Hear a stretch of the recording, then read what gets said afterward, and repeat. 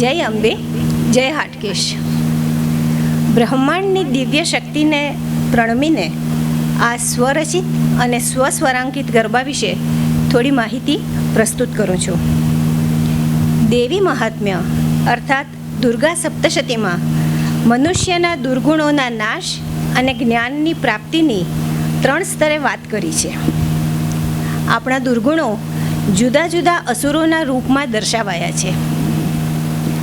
મધુકૈટભ ભમરા રૂપી પહેલા સ્તરના દુર્ગુણો આપણી ઇન્દ્રિયોમાંથી પ્રવેશ કરે છે અને ક્રોધ, અહંકાર, દંભ જેવી નબળાઈઓ આપણામાં પ્રસરાવે છે.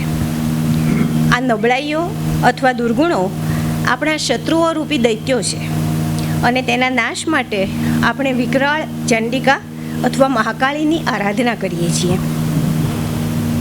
આ દુર્ગુણોના નાશ ઉપરાંત આપણને જીવનમાં ધન, ધાન્ય, આરોગ્ય, સંતાન સુખ વગેરે પ્રાપ્ત કરવાની ઈચ્છા હોય છે. આ ભોગરૂપી ઈચ્છાઓ જેમ જેમ સંતોષાતી જાય છે તેમ તેમ રક્તબીજ અસુરની માફક નવી નવી ઉત્પન્ન થતી જાય છે.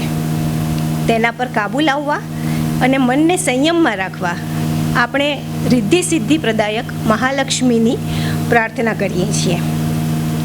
શરીર અને મનની નબળાઈઓ દૂર થયા પછી આપણે ત્રીજો સ્તર જે આપણને જ્ઞાન માર્ગ તરફ લઈ જાય છે તે તરફ જવા માટેની લાયકાત કેળવીએ છીએ. આપણી બુદ્ધિને જ્ઞાન માર્ગ તરફ દોરી જવા આપણે સૌમ્ય એવી મહાસરસ્વતીને પ્રાર્થીએ છીએ.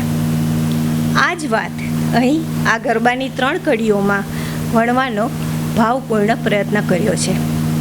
તો આવો પૂના નાગર મંડળ રજૂ કરે છે. હે અંબિકે, હે ચંડિકે, હે શારદે વરદાન દે.